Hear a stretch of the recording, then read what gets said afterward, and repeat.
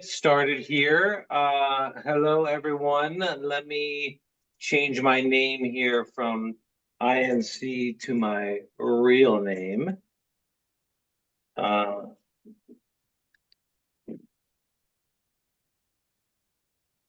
then I'm seeing some new faces, which is great. I'm Adam Meltzer, the co-chair of the Climate and Sustainability Committee. I have Jane here, which is nice to see you, Jane, who's my co-chair. I want to do introductions, and because this is our last meeting of the year, I'd like to know what you all want to see for 2024 in terms of topics. But before I do, well, yeah, let's do that first, and then I'll give you a brief review of what we did last year. We kind of started in the middle of the year, so we don't have the whole year under us. But give me your name, neighborhood, and if there's a topic you'd like to see for 2024. And I'll just call on each of you so we don't get confused about who should go. And Jane, I'll put you on the hot seat first if you want to go first. Thank you, of course. I'm always happy to learn more about redoing my yard so it's drought tolerant. I've got some good ideas. My neighbors have given me ideas, but I'm still trying to convince my husband that we need to water less. So I need some convincing information. Awesome. So drought tolerant landscaping for homes. Yes, thank you. All right. And then Brad, do you want to go next? Sure, Adam. I'm kind of was focused on my thoughts of what I'm going to say, and I have to confess I don't know all the topics you've had so far, but I think everyone's sort of aware the forestry department has been working on a new master plan, and I think they will be finalizing that very early in 2024. And I think it would certainly be interesting to take a look at that and see what they've finally settled on. Great, thanks. Woody, you want to go next? I'm just calling in order that you're on my screen. Yeah, sure. My topic has to do with what I've been working on for several years, which is the sustainability issues around preserving the 155 acres of the Park Hill Golf Course land. So my hope is that the committee will keep that in focus because there's a lot of work to be done. You are single focused. Thank you. And then to also tell us what neighborhood you're from, just so we get an idea of where everybody's from. Park Hill. Okay, and Brad? I live right next door to Cheeseman Park. Okay, and Jane? Rosedale, Harvard Gulch. Thank you. And now Catherine, you're next. Oh yeah, he said post your neighborhoods in the chat. Good idea. Hi, Catherine Smith, West Wash Park. I concur with the Park Hill Golf Course idea. Okay. Harriet, you're next. Oh, I live out of Denver. Okay, but I still would like to hear your topic that you would love to. Oh, if I were on your committee, what would I want to hear about? Yes. Well, I must admit that, Jane, that's a hot topic for me. We have 1.25 acres and we only water about 1/3 of it, but still a lot of land. And I actually did a native seed project there that was inspired by some of the work that we've done with the Conservancy up in Green Valley Ranch, and got a wonderful woman that retired from Denver Parks and has her own business advancing, native plantings in home landscapes, and the importance of it. So important to create these pockets within the homes in our urban area to provide habitat for birds and insects in particular, as a critical to the whole health of our ecosystem. And so she would be a great speaker for you guys, and she does hands-on work. Maybe you can just connect me with her. That would be great. Yeah, and it took forever for it to come up and show any beauty at all, but it was so beautiful this fall. So There you go. Excellent. Thank you. Tim, you're up. Uh-oh, you're muted, Tim. There we go. I'm Tim McHugh from East Wash Park. I hadn't considered this, but I'd really be interested in some cost benefit analysis for the city's green agenda with requirements for electric everything. So for electrification. Okay. Great. Keith, you're up.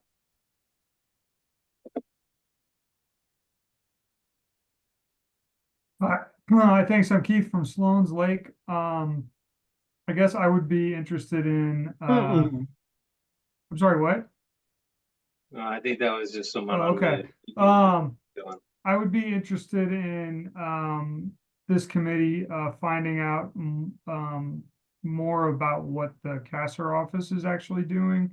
And, you know, kind of trying to highlight some of the things the city's doing and also, doing some, you know, kind of, as Tim mentioned, some, you know, questioning of where the priorities are and seeing if they fit in line with communities and neighborhoods, and trying to just get on pace with what the city's doing a lot of dynamic things. So I think we could better mirror and follow what they're working on currently.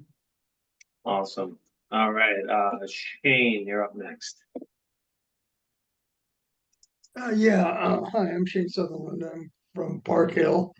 I guess my topic would mirror just what was said also about some of the Denver's program. We at the Greater Park Hill have our own building, and we have this summer through a grant of the city of Denver, we installed solar panels on our roof that they was paid for that, and we're electrifying the building is our next grant. And I don't think these programs that are there get enough. People don't know about them, so I'd like to actually have something to spread it on, and maybe we can take it back to our own home hives and spread them from there. Excellent. Thank you. Dean, you're up.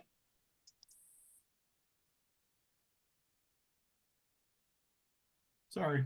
Hi, Dean Tebby, Harvey Park. I guess I'd like to hear something about what RTD's longer term plans are for mass transit in the Denver area. Kind of longer term plans. Great. Maybe that's a collaborative meeting with our transportation committee. Excellent. Stacy, you're up. I am Stacy Simonette, and I actually work for Councilman Kevin Flynn in Southwest Denver. I work very closely with all the RNOs, so I just kind of wanted to tune in and check out what the committee's about and see if there's anything that I can help our RNOs with. I personally live in North Park Hill, so. Excellent. Is there anything that you would like to see as a topic next year? Something you're excited about? I think one thing that our office has had a lot of questions about is grass replacement, incentives for grass replacement. Great. Well, that can go hand in hand with the drought tolerant landscaping. Okay, almost through. Bruce, you're up. Bruce Basquette. I live in Hutchinson Hills in far southeast Denver, and I'm here because I saw Harriet on the agenda.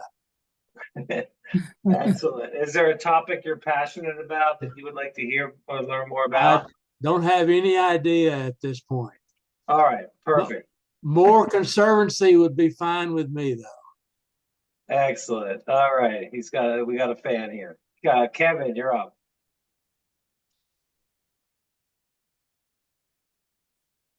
Kevin Marchman, you with us, or you're muted? All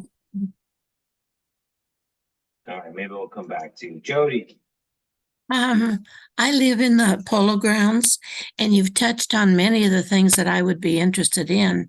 There's so much information. I would like a comprehensive list or an idea of who is doing what and how we can reach out to these people like the woman Harriet mentioned, who can help us with some of the issues we deal with within our communities. Especially, I'd be interested in the mosaic idea of promoting sustainability throughout large areas in our city. Okay. And then Tate. All right. Hi, everyone. I'm Tate Carpenter. I am in Capitol Hill. I'm a former council aide, and I recognize some familiar faces. So I used to work for Councilman Jolan Clark, who, as many of you know, wrote the bill to create the Office of Climate Action, Sustainability, and Resiliency. And I also work for Councilwoman Kendra Black. So hi, Bruce. Hi, Harriet. Great to see you. Awesome. I thought I recognized your name, Tate. So anything you're passionate or Councilman Clark's looking at for next year to highlight? Well, I'm not sure. I don't work for him anymore. I left since he decided not to run for re-election. But I guess just generally, is the city responding to communities' needs for climate action? Are we doing too much, too little, that kind of stuff? Great. And then John. Thank you. Hi, everyone. Nice to meet you, John Hersey. I live in Cheeseman Park. I don't have a single issue. I guess I would generally be interested and would advocate for a three-legged stool approach to sustainability, not only the environmental issues that many folks have touched on, but also consideration for social equity and economic resilience. Triple bottom line, right? You got it. All right. Greg. Greg Sorensen, Cheeseman Park, and we are hoping to arrange a sustainability planting session with Denver Botanic Gardens either in January or February as our delegate meeting. So hopefully they can help fill in some blanks that have been mentioned tonight. Great. And Jackie. You with us, Jackie? Yes, I just want to, I haven't participated in the INC meetings, so I'm just trying to get up to speed. No worries. Thank you. Yep. We're all welcome. We're all together here, and I appreciate Adam, did you forget Catherine? Did I? Catherine? I don't see Catherine on my screen. Why do I have not? I spoke. Yeah, I'm sorry. Thank you. Good. Okay. Yeah. I don't think I forgot. The only person I didn't forget, but Kevin, if you want to chime in, you're more than welcome to. I think maybe you had audio issues before. I don't know. But otherwise, I think I got everyone. All right. We are going to get started. So thank you for the ideas. Talking about planning for 2024. The next meeting will be in February for this group. And I would like to pass it over to our first guest speaker, which is going to be Harriet. And Harriet, do you want to introduce yourself? Yeah, I'll just introduce myself. I have a little bit of a time crunch, you guys, so I want to get going. And let's do it. Yeah, so my name's Harriet, Crittenden, LaMair. I was born in Anchorage, Alaska, and I came down to Colorado College and been a Coloradan for many, many years. And I'm the founder of the Highline Canal Conservancy, and our mission is to preserve, protect, and enhance the Highline Canal. And I'm here to share with you some of our work and the impacts it has, the triple bottom line, but sort of a broad story of what's going on with the Highline Canal, a little bit about the history. So I've got I think you wanted me to speak for 15 minutes or so. Sure, and then we might have a couple of questions. So if you can stick around, if there are, and if not, you can shuffle off. Yeah, I have some time here. So I'm going to share the screen because it's more interesting looking at these images than it is me.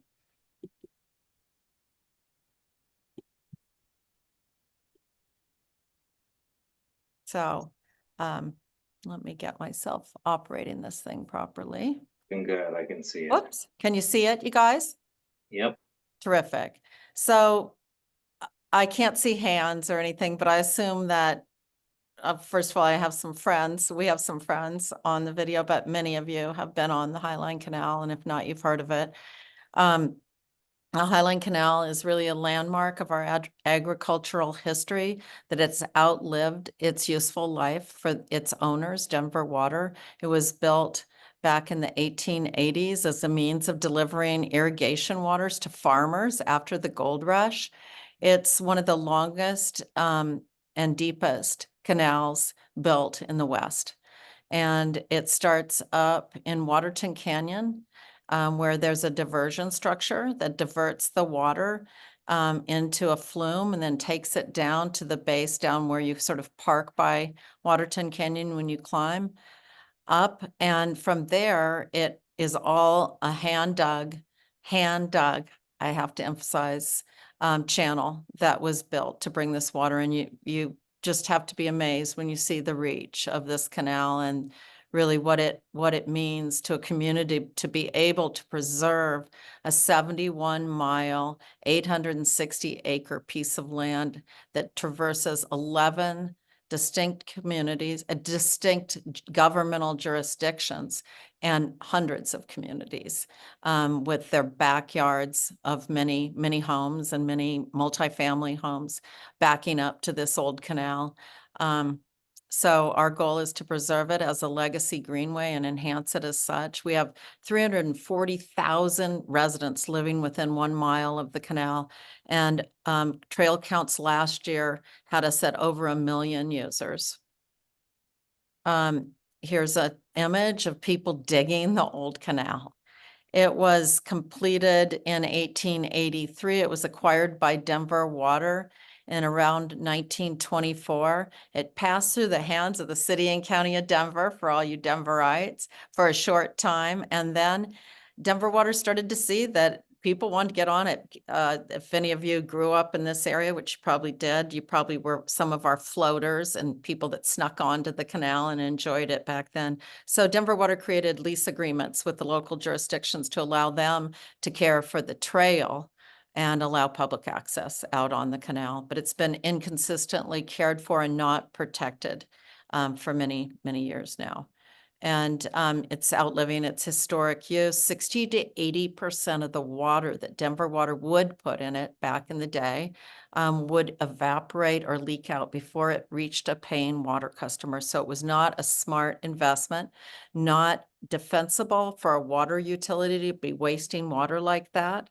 And so we came forward with a group of very committed elected officials and volunteer leaders to put together this conservancy to collaborate across the region to try to find a common vision for how to preserve the canal. And so we love this image of up in the hogback where the water from the river is diverted into that flume that's going down. That's the beginning of the Highline Canal there on the right.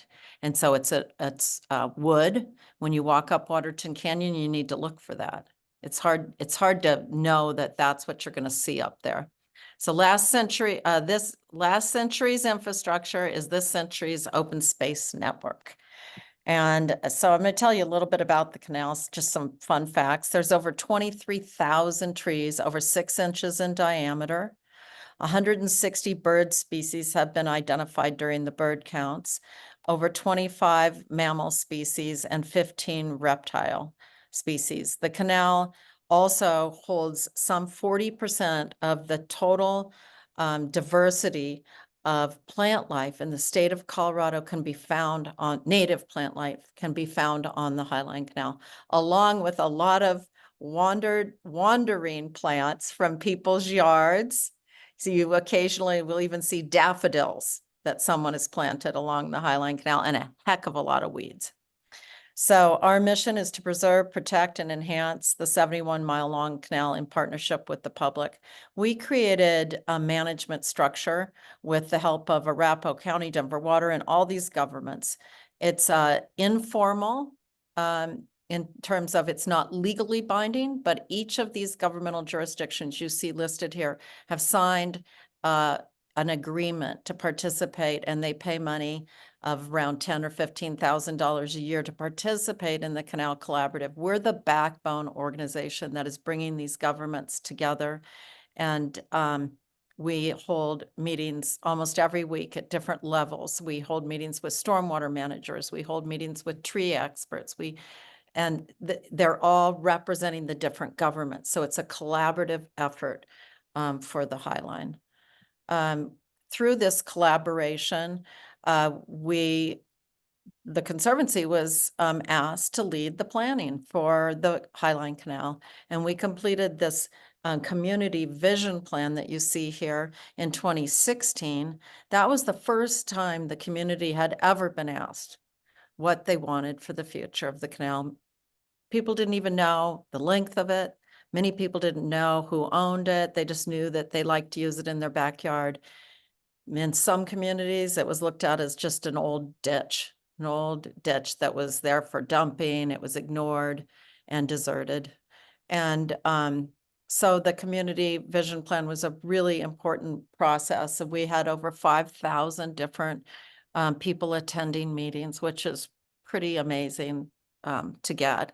And so we quickly jumped in after we got the vision from the community and what they wanted into how to land that vision along this diverse stretch of land through the community. And that was the framework plan for the Highline Canal that's there. And they're available to look at in greater detail on our website. I'm going to tell you a little bit about them.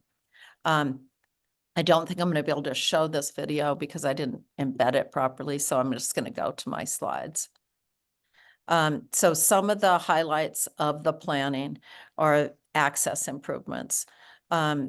Access to the Highline Canal is not equal along the varied sections of the Highline Canal. There's a lot of pretty good quality access in the southern suburbs in the Arapahoe County, say, section. There's pretty good access through some stretches of Denver, but as you get north of Bible Park, the number of bridges from neighborhoods over to the canal are quite limited, and they get even worse as the further you go north. And as you all know, the diversity up in those areas is pretty significant. The need for green space is huge. And there's been a historic underinvestment in the canal in those areas, which we picked up on immediately as we started studying that amenities along the canal. So access improvements include these bridges. Some of them have already gone in. A number of improvements are already happening to the canal. Here's Councilwoman Black celebrating the replacement of bridges at Bible Park. We, in total in the plan, have 7 new underpasses planned. Many of them you've already seen. This one is Hampton in Colorado. There's one planned at Colfax. The federal infrastructure money is coming through Denver Regional Council of Governments, and I'm pleased to say that the Highline Canal is receiving a fair amount of that money. There's an underpass being completed right now down at Santa Fe in Douglas County that they're leading.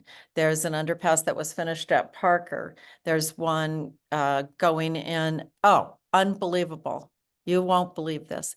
There's an overpass for the Highline Canal that's going to be completed in April over I-70 out on Tower Road. And that will complete one of the largest gaps in the Highline Canal. It's been almost impossible for people to get along the old ditch from Green Valley Ranch down to Colfax. And the photos of that, I don't have one on here. I wish I would have remembered to put it on. It's unbelievable. So they're actually bringing on the bridges in April in the middle of the night. So we'll be on our social media. We'll be playing that up and hope to get a big group out there while the road's closed. Improved crossings, trails, gaps, connectivity. There are 56 at-grade crossings along the Highline Canal, so the safety is really of paramount importance to our organization. Here's the Parker and Mississippi underpass. Neighborhood improvements are a really important part of the plan for the Highline Canal. Lots of new benches. There are areas where there's no place to sit at all along the Highline Canal. And I hate to say it, but, you know, right along Hinckley High School in Aurora and Laredo Elementary, just immediately south of Colfax in Aurora, there aren't any benches. There's one that we put in, and then we put in some temporary benches as part of our planning and sort of piloting of things. So, you know, we need trash cans along the Highline Canal, picnic areas, community spaces. So there'll be a lot of varied types of community improvements, particularly in the northern communities where there's not the tree cover and the use up there is different. People want more active use. This is Laredo Highline at a community outreach event that we held to get feedback on prototype improvements. These are some of our canal ambassadors that help us get feedback from the communities. Stormwater management. So you all be really interested in this, and I won't go into all the wonky parts of it, I promise, but because I'm not a stormwater manager. But the Highline Canal, as it was being imagined as to what it would be in the future, you know, most of us were fixated on it needed to continue to be a natural green space, treed and pristine and so forth. But being owned by a water utility, they were very fixated on a functional purpose for the inside of the canal as well. And I was an advocate for walking down in the canal, but pretty quickly we learned from Mile High Flood and a major study that they did that all these drainages, as you look at the right-hand side of this image, all those drainages are going right under or over the Highline Canal. And they had to historically, because you couldn't mix the irrigation water that was owned by Denver Water with the natural waterways. And so some of that water is making its way into the Highline Canal, and it really is a flood risk. And so the plan that was done by the Mile High Flood District in collaboration with all those governments, imagine that some 62 miles of the 71 miles of the Highline Canal can serve as a stormwater management system, providing filtration. And so as the water sits in the Highline Canal for some 72 hours, according to Colorado water law, that water will be naturally filtered, just like we do in old ditches along roads. You know, the water goes right into the ground. And so the water, when it leaves the Highline Canal to go to a natural waterway, will be some 40% cleaner. This requires water quality berms. It requires controlled overflows and so forth to do this work. And it's quite involved, but I think I have a couple more images to sort of show you about this and about the risk. This is water flowing through the waste gates at Dad Clark Gulch in Highlands Ranch in this spring storm. You should have seen the water over at Yale in the Highline Canal. It was all the way to the top. And so if the stormwater managers didn't believe the importance of this plan prior to that storm this spring, or it was actually, I think in June, they do now. And so I think we're going to see much more water being managed and diverted into the Highline Canal as a means to avoid flooding and to improve water quality. This is way out in Mirabel Metro District. It's a project in Douglas County, and this is water coming into the a place where water can come into the Highline Canal. It's dry at this point, but if there was, that's going to be a new development behind there. So their water is going to go right into the old canal down in this area. This is, I think, one of the easiest places to see and understand stormwater in the Highline Canal. This is Eisenhower Park. And the city and county of Denver was the first to step forward and really put in these water quality berms. We're really impressed with the way that this happened here. And there's interpretive signage there that you can read more about this. There's a number of other stormwater projects that you see here. And so stormwater, when one of you was talking about sort of the stacked benefits of different sustainable, you know, environmental practices and so forth, we worked really hard to try to monetize the value of putting stormwater in the Highline Canal. And what we worked with a group called Biohabitats. And so you see here that over 50 years, over a 50-year span, the Highline Canal could provide 157 million in benefits, or 2.5 million per mile as stormwater infrastructure. So we evaluated the multiple benefits of the canal's transition to green stormwater infrastructure. And these next slides give you a little highlight of sort of the way that this analysis happened. So for water management benefits, we looked at the value of treating stormwater in the canal, some 40 million. Remember, this is over 50 years. Local governments can save 40 million over 50 years by managing their stormwater in the canal, as opposed to the cost of managing it offsite. You've got the land there, the water's already coming in there, and you don't have to build really expensive stormwater management structures. So that was, like I said, it's done by a group called Biohabitats. And then we looked at the increased cost of maintenance. So you could save 2 million, because the cost of maintenance for the canal compared to, oh yeah, this is actually more. So it costs more money to manage stormwater in the canal over a long period of time compared to offsite maintenance, because it's green infrastructure. So sorry if I confuse people, but we've got trees on there and it's a little bit more cost intensive over a long period of time, but the value of treating it is higher. And then the environmental benefits. This is looking at the value of the trees. Putting stormwater in the Highline Canal helps extend the life of the trees. It'll allow us to plant more trees. We're planting trees in areas that are receiving stormwater. We're planting riparian trees, which often are larger trees that are going to capture more carbon and be more valuable to the community long term if there's a natural water source. And so they looked at the cost of having to replace trees that would die if we didn't put stormwater in the canal. So this was a very, exhaustive effort, and you see the numbers there. And then the riparian habitat value, the value of the canal's acreage of vegetated riparian habitat, that's a huge value to the community. And there's lots of background documentation on this work. The community health benefits. There's a medical savings cost. Think about the people that don't have access to a greened open space. And with stormwater in the Highline Canal, they're looking at the number of residents that are within a half mile of the canal that would regularly use it and could avoid medical costs. And then the support for vulnerable populations. Over half the residents that live along the Highline Canal are considered socially vulnerable as defined by the Center for Disease Control. And you understand that the medical cost benefits are associated with these populations.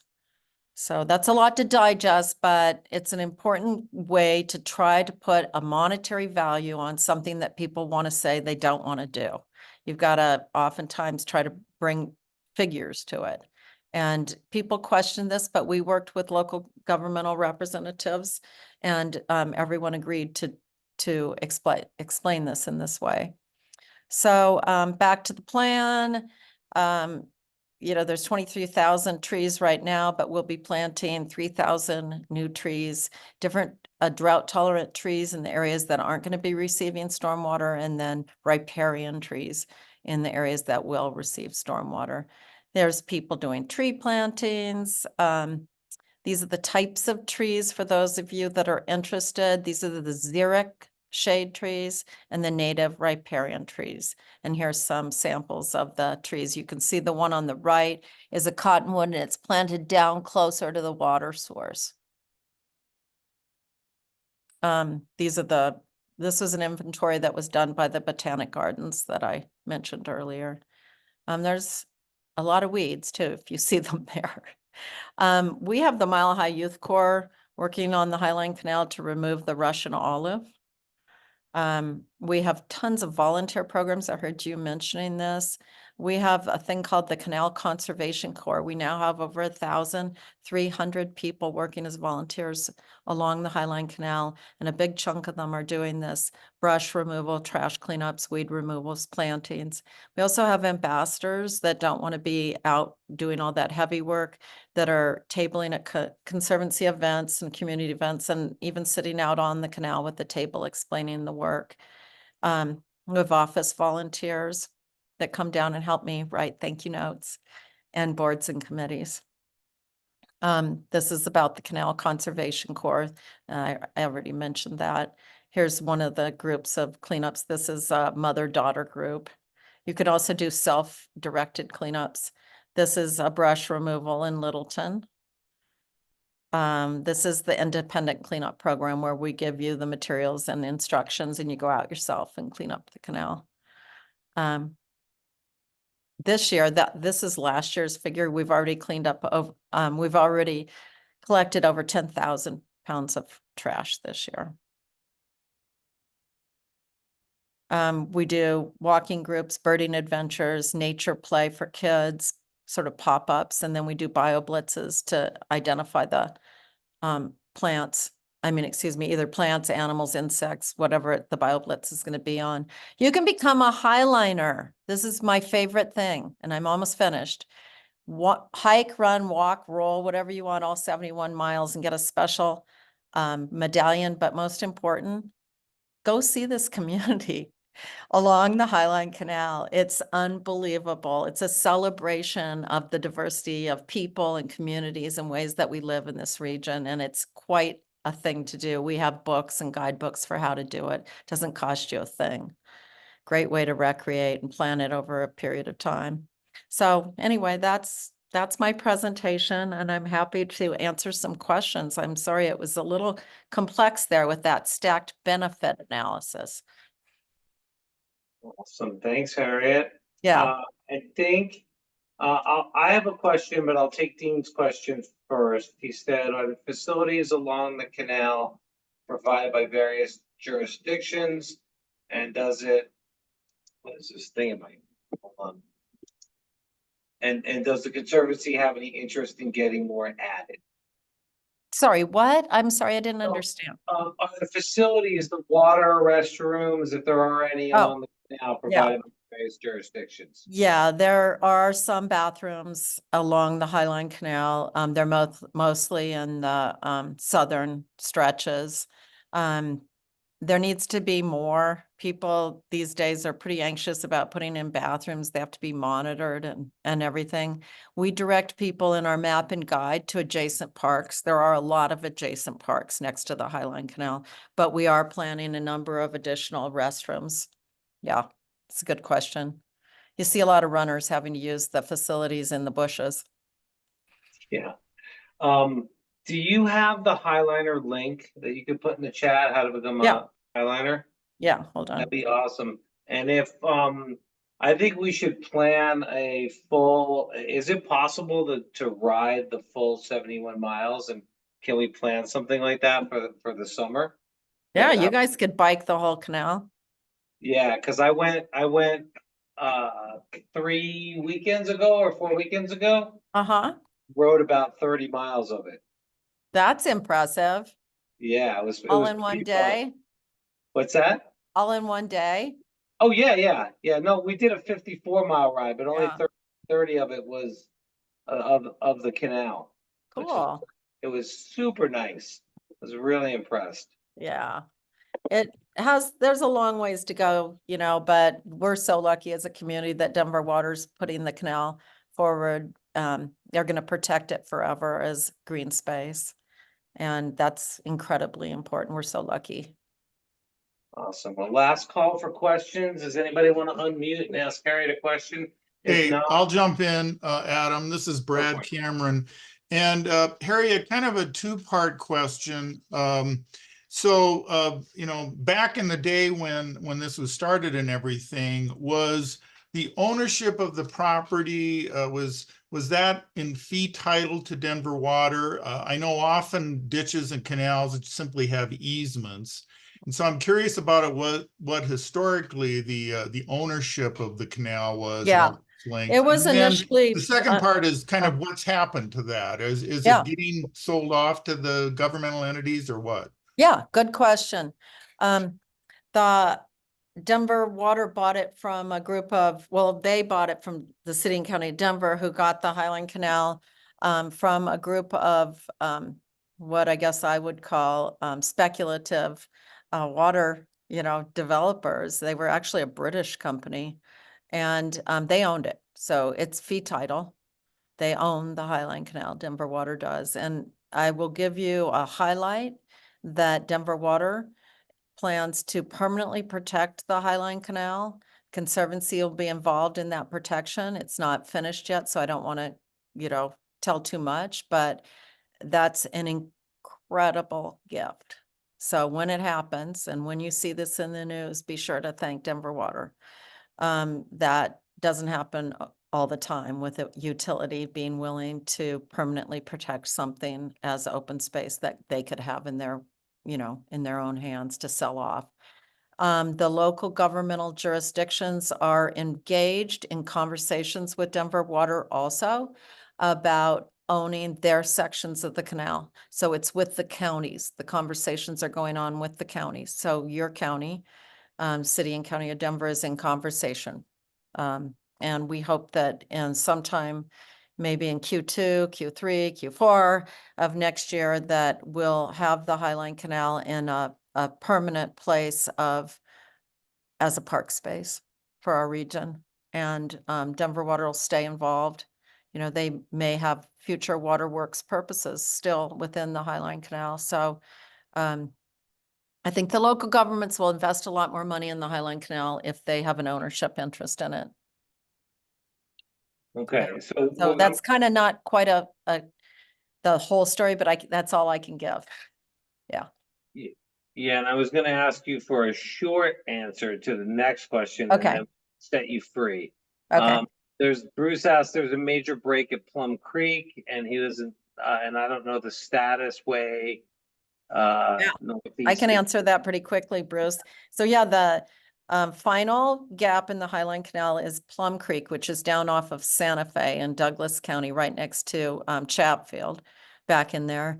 And I am thrilled to say that Douglas County is spending about $300,000 to $400,000 next year doing an initial conceptual study of the best way to address that gap. So it's a huge gap. The reason it's taken longer is and the reason we didn't address it in the plan is because they were doing a Chatfield reallocation, the water reallocation. So that amount of water that went into Chatfield impacted Plum Creek itself, and it's a braided river. So it was spreading out and changing. So we didn't know how we were going to get over Plum Creek until that water sort of settled. And the Conservancy has some money that we're putting into that study as well. And so by the end of 24, we'll have some really good options, be able to go out and start solving that gap. And it'll be, I'm sure, funded by a lot of the water agencies, the stormwater agencies and governments. It'll be very expensive, but it'll be really impactful. Users have to go down into Chatfield right now and cross a bunch of bridges and go back up in a kind of sneaky way over the railroads. It's not great, is it, Bruce? Yeah. Yeah. Thanks, Harriet. That was okay. Loved being with y'all. Appreciate it. Yeah. Yeah. Get out and do the canal. Yeah, I second that. It's amazing. Yeah. If you haven't been there on bike, on foot. Yeah. And I'm sure, Harriet, you've got your email up there and you'd be available. Yeah, I'm all over the place just look at Harriet at highlinecanal.org. She's easy to find. It's my life. All right. Well, okay. Thanks, y'all. Bye-bye. We're going to bring up Brad next. Brad, you're going to talk about park designations. Do you need to steal the screen there or? Yeah, I will, if you want to go ahead and do me as a co-host. But let me just, I've got a PowerPoint that I'm gonna borrow from the city, but Before I start showing you images and all that, let me just give you a real quick little history of INC's involvement with the park designation process. As you may recall, about 9 years ago, the Hancock administration floated a proposal to trade I think it was about a 9-acre section of Hensel Park down in southeast Denver with Denver Public Schools in exchange for an office building downtown. And that ended up being fairly controversial, and was a pretty big dust up with the immediate neighbors, and a lot of folks from INC were pretty interested in it. And I mean, there was lawsuits and all sorts of things. It eventually did go through, and City Council approved it because at that time Hensel Park was not a designated park, and I'll explain that more later. But as a result of that, the Hancock administration, much to its credit, started on a process of reviewing Denver's park portfolio and moving forward with park designations. And in response, INC designated a subcommittee, we called it, of folks who were interested in working with Parks and Rec on that. And the 3 remaining members who've stayed active are myself, Jay Rust, and Kathleen Wells.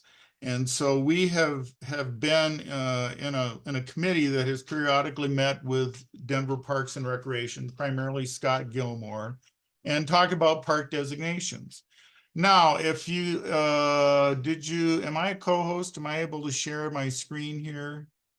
Yeah, you should be able to share. Just hit all share. right, let's see if I can pull it up here. Got it. And I am going to use a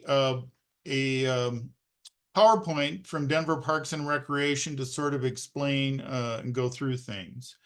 So anyway, as I said, it started this kind of recent activity of park designations started back in about 2013.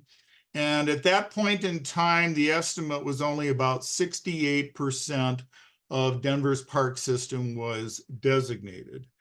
And what we learned, one of our a committee member who had previously worked for Parks and Rec told us stories of how the Hickenlooper administration had no interest whatsoever and did not want to designate parks. So I give a lot of credit to the Hancock administration for that. And then what park designation really means is pursuant to a provision in the charter for the city and county of Denver. And unfortunately, I have to sort of see if I can move my screen here. There we go. And this is just kind of, and what this is a PowerPoint presentation that Denver Parks presents to City Council when they go through with park designations. And what you'll see there is a little history of it, but the important thing are the last 3 bullet points there. Can you guys see my cursor if I move it around? Yeah. So what you'll see is talks about in 1956, Denver Parks and Recreation was created when there was a charter amendment to the city and county of Denver. And at that time, what essentially, and the pertinent provision is section 2.4.5 of the Denver City Charter. And what that says is all of the parks at that point in time, back in 1956, that were basically in the park system and everything was grandfathered in and was considered, quote, designated. But then what the city charter says is that all subsequent parks to be designated have to go through city council ordinance. Now, obviously, we have really, grown as a city since 1956, and there's been a lot of, additional parks that have come into the system, so forth. And each of those new parks needs to be designated by an act of city council for it to be considered a designated park. Now, the importance of that is basically what the charter provision says, 2.4.5, is if the city wants to sell, lease, develop, dispose of a city park that has been designated, then it requires a vote of the people. And if a park hasn't been designated, why then city council and the mayor can decide what they may want to do with it. And that, of course, is what happened with Hensel Park. So, excuse me. So I always like to say it's like we sometimes are sort of cynical in thinking it's only, you know, in our current times that there might be a certain lack of trust with some of our elected officials. But clearly back in 1955 and 1956, this was an issue that the city charter dealt with and required that the designated parks had to be voted on if they were going to be sold. So this is just the criteria the city looks at and kind of in its park designation process. And then I hope I don't give you a vertigo on this. I'm going to just kind of move through. What you can see is they started back in 23. There's the 68% of the system. And we have gone through at this point in time 14 rounds of park designation. And basically, it's been about once a year. Early on, they did every other, you know, twice a year. And you'll see, you know, the number of acreage that they go through. And each one of these, every park to be designated requires that there be a legal description for the property that is being made a park. So the result of that is there is a lot of survey work that has to go into the process. They can't just, you know, wave their magic wand and say, you know, park's designated. They have to come up with a legal description. Sometimes that's easy because, you know, the deeds or whatever, how it was acquired. Other times they have to do survey work. So it has been a fairly, you know, labor-intensive process, and they usually have about 8, 10, 12 parks that they'll do when they go through at a time. And then they prepare an ordinance for each one of the individual parks and send it through the process. And so here you can see, you know, again, the different ones. They actually did a park designation process out at Red Rocks, which they, for whatever reason, didn't name that as a numbered round. But coming through, this slideshow is for the 13th round. I selected it because the 14th round, they didn't have all this information on it. So we actually have had 14 rounds, with last June was the last round they did a park designation.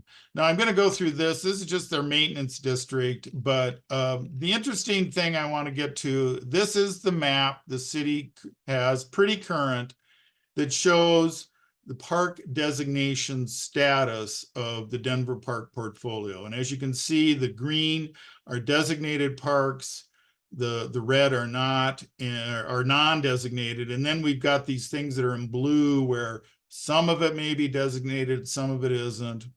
And so it really kind of gives you an idea of, you know, the status. You know, we were just talking about the Highline Canal, and you can kind of see up here in Green Valley Ranch, this is a portion where the city and county of Denver obviously owns it because they have designated that as a park. But you've got other sections of the Highline that are in red that they have not. And again, it's hard to know quite what the city's ownership interest is in it. So that, you know, basically in a nutshell, that is sort of what the process has been. And the Parks Department is the entity that sort of drives it. They have been talking about which parks they want to do, and what the committee that I and the other folks have been on is we've met and talked about them and given some input and feedback as to what or what not we think they might want to be doing, and pushed them on a few issues. For example, one of the issues that came up early on was the city expressed some reservation in designating a park that had a significant stormwater detention component of it. And the great example was up here, this park I think it's called Northfield Park. right north of I-70, fairly significant acreage, 30, 40 acres. And it was primarily a stormwater detention facility. And initially Parks and Rec was reluctant to do it. And then, as many of you know, they developed a very large stormwater detention facility on City Park Golf Course. And we went back to them at the next round and said, okay, what gives here? You can build a stormwater detention facility in a designated park, but you don't want to designate a park because it has a stormwater facility. And they acknowledged the lack of logic on that. And as you can see, they designated Northfield Park and several other parks in the system that had big stormwater components. And they recognized, yeah, there was really no reason not to designate them. So, you know, we feel that we have had some impact on them. Another good example, and it's hard to see here because it actually was resolved, I believe, in this one. This, I believe, is Bear Valley Park. And I think the reason it's considered partially designated was when they moved through it and designated it, they didn't want to include the recreation center. And we had some discussion with them, and also they weren't going to, include the maintenance yard. And our point was like, well, hold it, you can't have parks without maintenance. We think it should all be included. And subsequently, and I think if I remember right, it's actually in this round 13, they went back and designated the recreation center at Bear Valley Park. So let me just move on down. Oh, and this is, excuse me. Yeah, there it is. The very first one, the Bear Creek YMCA was designated in this thing. And so they come up with sort of these little summaries. This gives you an idea of where they went. And, the acreage that they've done. And then this will show the actual parks that they did. And by the way, I should mention this slideshow is on the INC website. Maggie Price did a fantastic job of putting a lot of materials on the website and really archiving a lot of information. And if you go in and search around, you can find this and a lot of the other packages that went on. So anyway, this is an example. This is the YMCA at Bear Creek Park that they proceeded to then designate back in 2022. So that in a nutshell is what the park designation process has been. We don't have a clear indication what the Johnston administration may want to do. There are obviously many parks still. I'm going to back up to the bigger map. Excuse me. There are certainly other parks that have not yet been designated and are open to discussion. And hopefully the Johnson administration will continue this process. So, questions? Observations? Yeah, there's, thanks for the presentation, Brad, and thank you for volunteering and doing what you do. Bruce has a question. He says, I'm now curious if the detention pond at Monaco and Islet for the Goldsmith Gulch stormwater overflow is a designated city park. I don't know if you know that. I certainly do not know it.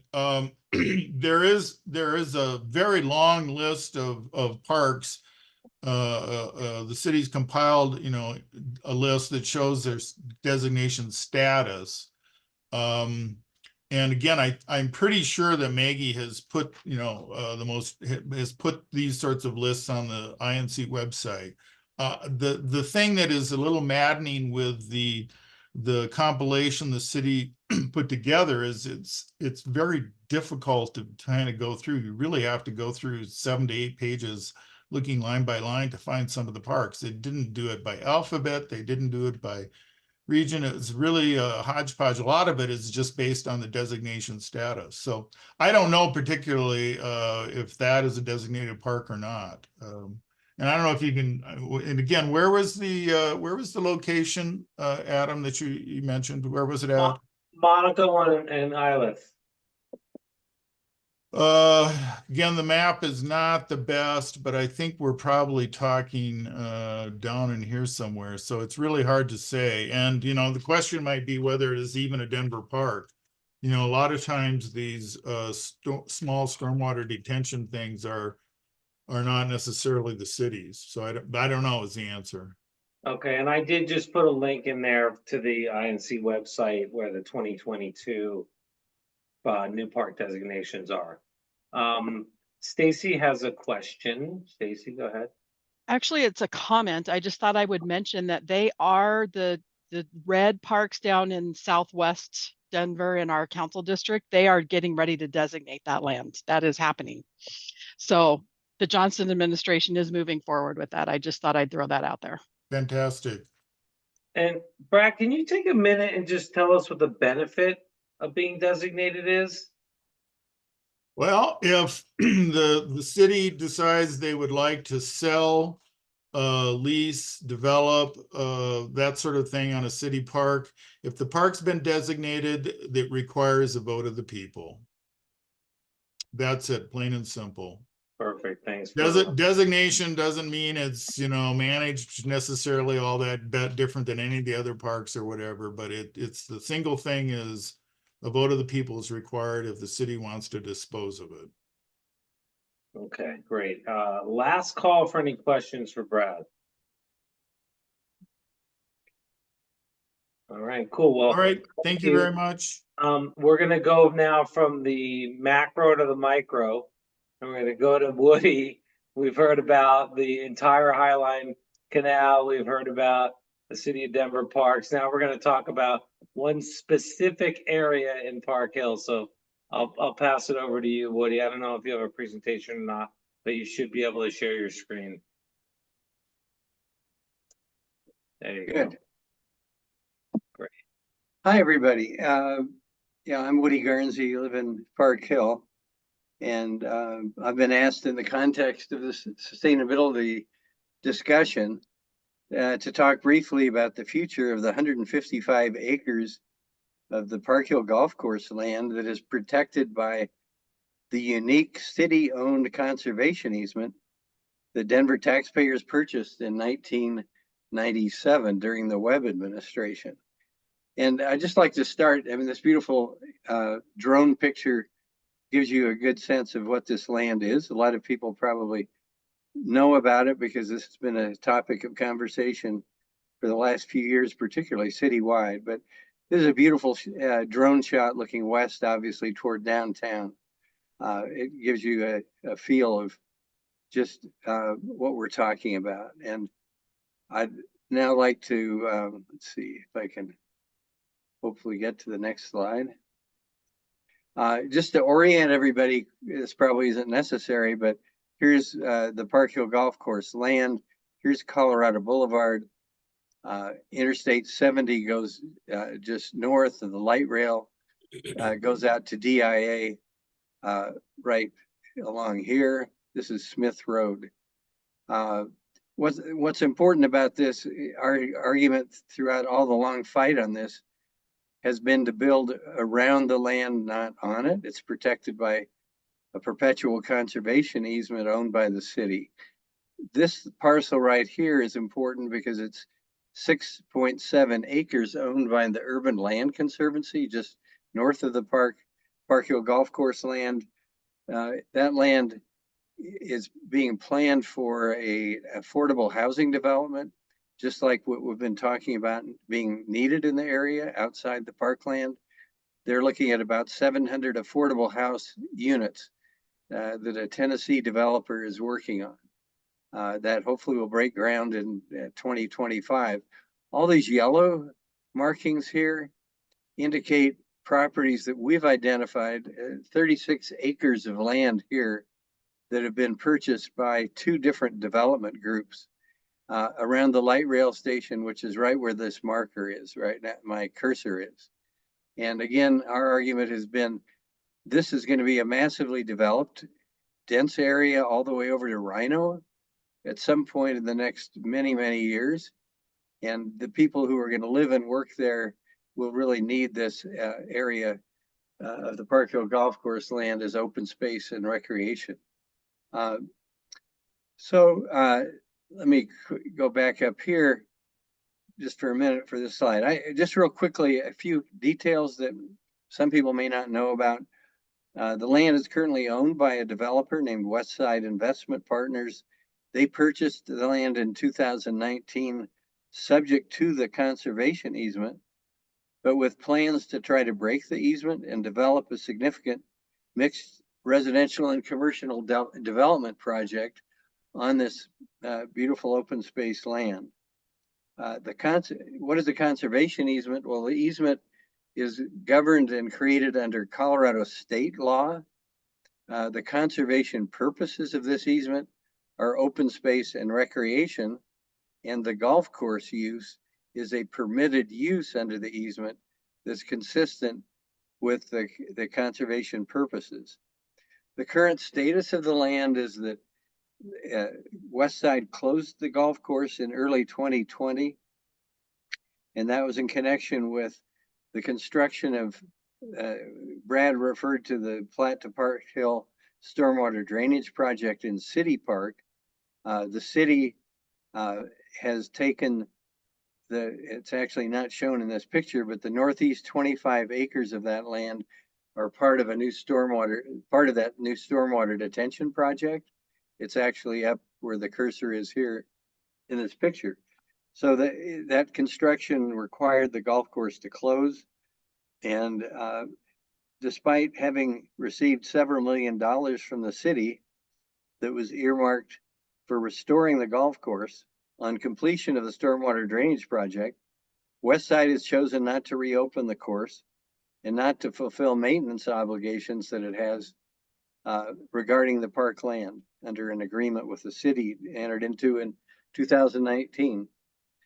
I've been involved since early 2017. Brad Cameron knows all about that because he has as well.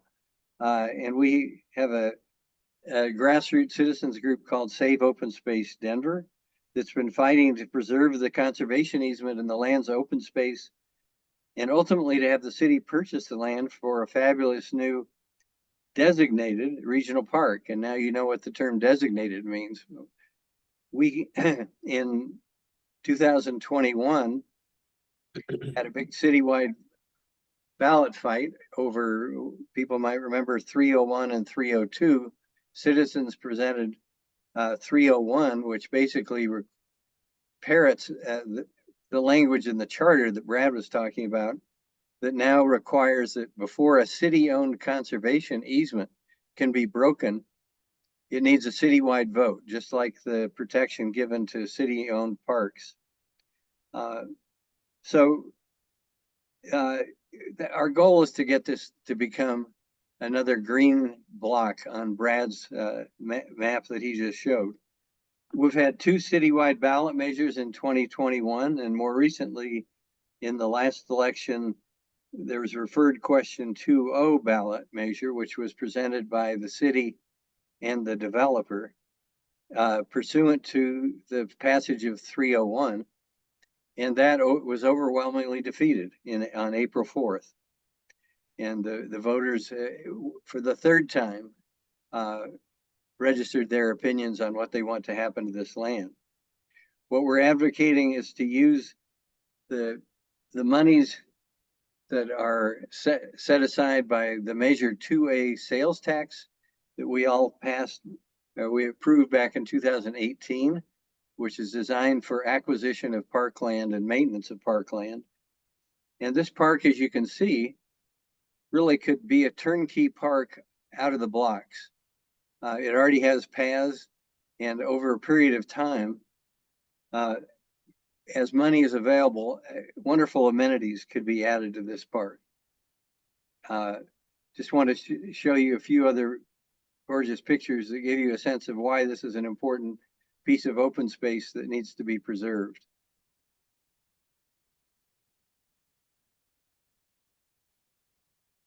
Now, our group Save Open Space Denver had a wonderful volunteer landscape architect brainstorm with us about just kind of what sort of fun things you could do if you turned this into a park. And this is up on our website. If anybody's interested, make sure I give it to you. It's SOS Denver, sosdenver.net. And again, we never presented this as exactly what should happen, but this has some exciting thoughts about what could happen if the park were to be acquired by the city and gradually improved with lots of recreational benefits. A lot of, our ideas include a lot of just plain open space. It could certainly just be left as open space, and you could see some of these things being carried over just into a beautiful new natural park. So why do we need to preserve this? I'm really preaching to the choir going through this, but very briefly, obviously, climate change is real. Since the city's 1997 purchase of the conservation easement, our population has increased by about 65%, from about 500,000 to about 820,000. Excluding the undeveloped areas around DIA, over half of Denver is now paved over or built up, compared to about 20% in the mid-70s. In 2022, EPA downgraded Denver's ozone rating from serious to severe. And importantly for this piece of land, in 2021, the city commissioned a report from a professional group that found that Northeast Park Hill, Clayton, Northeast Park Hill is basically north of MLK and east of Colorado Boulevard, and then Swansea, Elyria, and Clayton are neighborhoods just west of Colorado Boulevard. That those three statistical neighborhoods need 183.5 acres of new parkland to get to the national target average of 13.1 acres per 1,000 residents. So the 155 acres of the Park Hill Golf Course would certainly fulfill that part of that need. And as I mentioned earlier, there's going to be significant, huge projected commercial and residential development in the neighborhoods, particularly around the light rail station. Those are going to dramatically increase the need for additional park space, for the health and recreational benefit of new residents and workers and really all of Denver. And importantly, because it's right next to the light rail station, frankly, this land, if it's turned into a park, can be accessible via the light rail station from anywhere in the city. So the conservation easement, briefly, as I said, the purposes are recreation and open space. And importantly, legally, it cannot be terminated, released, extinguished, or abandoned without two things. One is a court order pursuant to the state conservation easement statute that, based on changed conditions on or surrounding the land, it is now impossible, and that's the word in the statute, to continue fulfilling the conservation purposes. Well, those conservation purposes are recreation and open space. There are absolutely no facts that would support that if this ever ended up in front of a judge. And secondly, legally, it can't be developed, the easement can't be broken, the land can't be developed without a successful citywide vote mandated by this 2021 ballot initiative 301, which overwhelmingly won in 2021 at the same time as we had to defeat the competing ballot measure by the developer Westside, which provided basically that if our ballot 301 was approved, that the Park Hill Golf Course land would be excluded from protection. We were able to defeat that by the same about 62 or 63% of the votes for us and against Westside. So what's the status now? It's own, we won on April 4th, defeating ballot measure 2-0. The city has leverage to make this something happen here, to secure a reasonable purchase agreement for this land. It obviously needs a willing seller. The seller would need to frankly take a financial haircut on the investment that they made, where they bought the land at much more than its value with the easement in place, but with the idea that it would be worth as much as probably $100 million at least if they could get rid of the easement. So what we have now is a city administration, as I'll explain in a minute, who has come around to supporting what we're doing. And I'll talk about Mayor Johnston's commitments made during the runoff in a minute. But the city's leverage is that right now it is unwilling to join a lawsuit to seek termination of the easement and pursuant to the statute. That lawsuit would have to be filed by the property owner and the owner of the easement. And the present time, the Johnston administration will not join in such a lawsuit. There also was a settlement agreement that was entered into in 2019 between Westside and the city that had to do with the stormwater detention and monetary damages resulting from that. And the city paid Westside over $3 million in that to provide money to return the land to a regulation golf course at the end of a 3-year period when Westside was given time to try to sell the idea of developing the land. So the settlement agreement actually gives the city the legal right to demand Westside immediately return this to an 18-hole golf course. That's not our goal, but it certainly is a lever that the city has with Westside. There are also maintenance requirements in that 2019 agreement that Westside is failing to comply with. And frankly, Westside bought this land as a speculative real estate play, not to operate a golf course. So we'd be shocked if they ever decided to do it. It would be very expensive. It costs several $1 million to turn it back to a regulation golf course. So to close, I just want to share with you that our current mayor did not support protecting the conservation easement and having this be city open space until after April 4th in our election.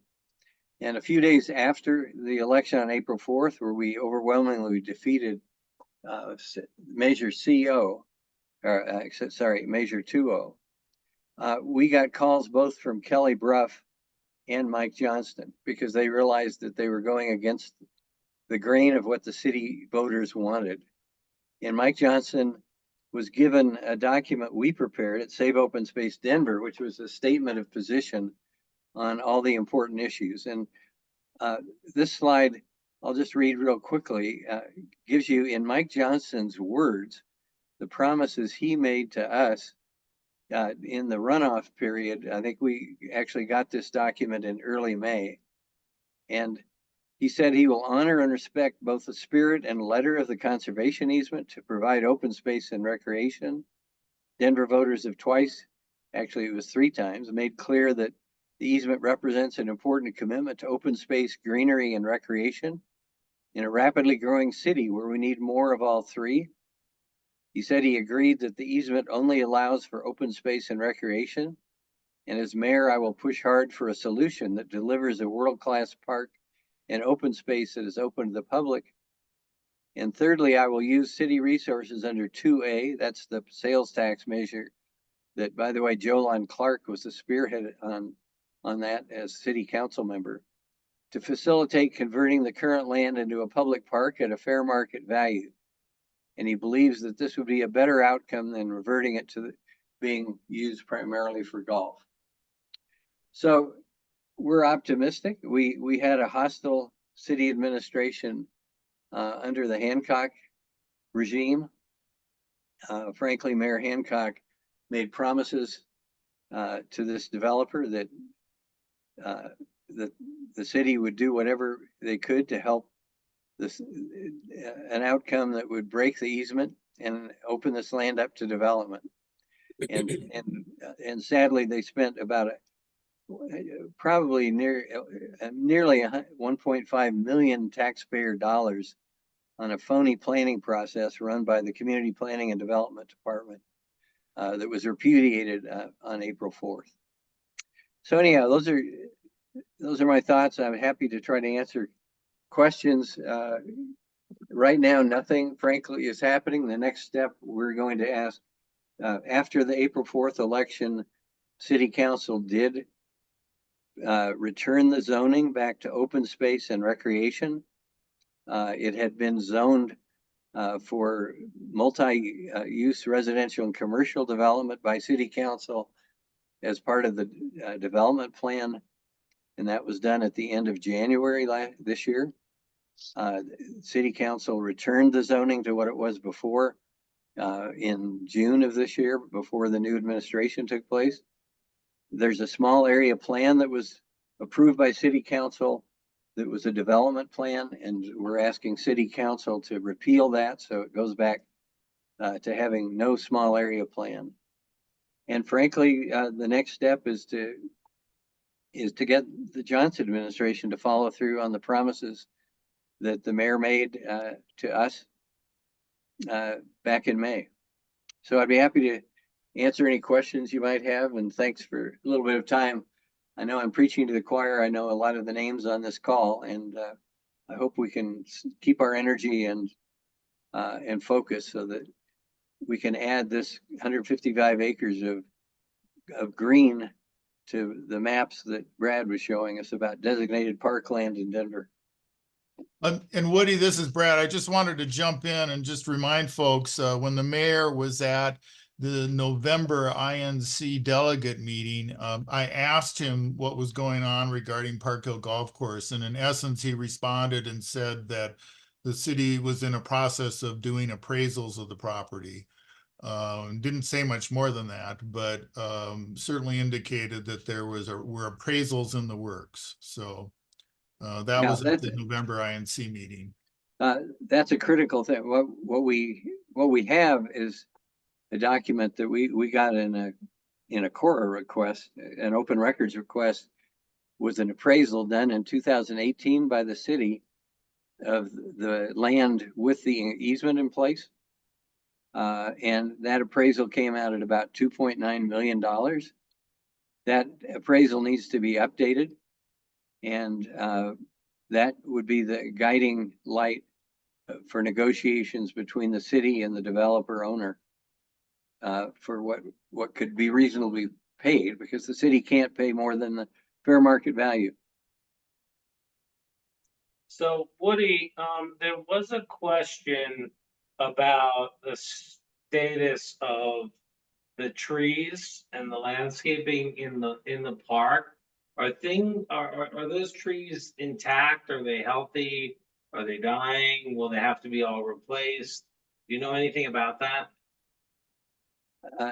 What I know, first of all, is that agreement I referenced earlier, the 2019, what they called a settlement agreement, actually has an obligation on the part of the owner to maintain the land. They did a reasonably good job for a while, but our observations now are that they haven't been doing it since the spring. They put some water on it, but frankly, that's one of the leverage points the city has, is that under the terms of that contract, they can force the West Side to maintain that land and to hopefully keep the trees and grass alive.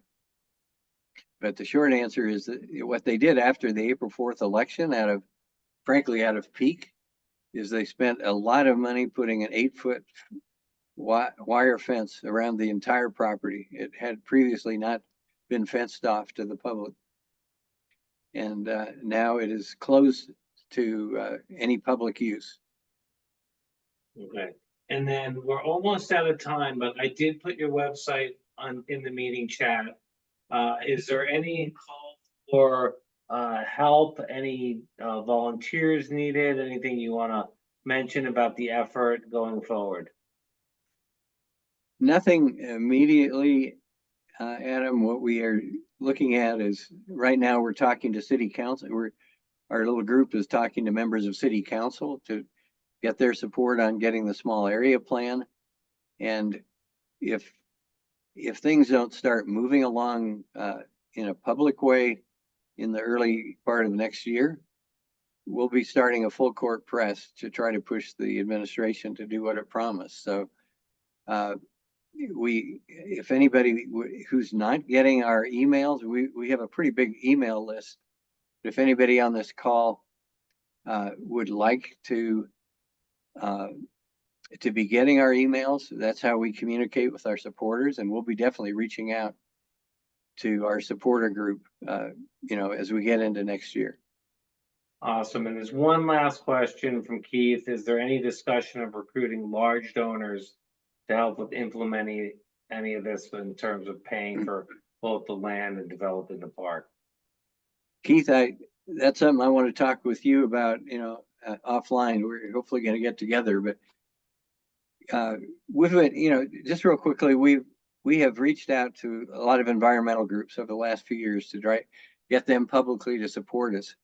For various political reasons, we haven't had public support for any of these groups other than Denver Audubon, which is a big supporter of our effort. But it's a very interesting idea, and it would be exciting to find some big money that might come in and help the city, not necessarily acquire it, because I think we have the sales tax money for the acquisition, but it could be an exciting project. And if anybody here has ideas, I'd love to hear from you. And we don't have the short answer is we don't have any organized effort now to try to do what Keith asked about. If anybody knows any sugar daddies, corporations or individuals, the city might be very happy to name a new park after them. All right, I think that's going to be to be continued. I just put my email in the chat. I would love for any of you that would have any more topic ideas for 2024 to reach out. I appreciate everyone showing up tonight, and they continue to show up for these meetings. I want to help make them things that you all are interested in. So please communicate with me, and have a great new year, and we'll see you in 2024. Adam, Thanks, everybody. Yeah. if I could just say a quick word, thanks everybody for coming. And INC is going to do a community meeting also either in January or February. And I think Greg touched on this before from the Botanic Gardens. So we definitely will have a lot more sustainability and green focused stuff coming up. So Yeah, keep an eye on your email. yeah. Yeah, just real quick, I just put my email in the chat if anybody wanted to reach out to me, and if you've got any big checks, a few $1 million would be good, and that would put it in the coffers and we'll turn it into a beautiful park. I wish I had it, Woody. Thanks for the presentation, and I think we all got a good dose of what Denver could look like and does look like for open space tonight. All right, we'll see y'all soon. Have a good night. You.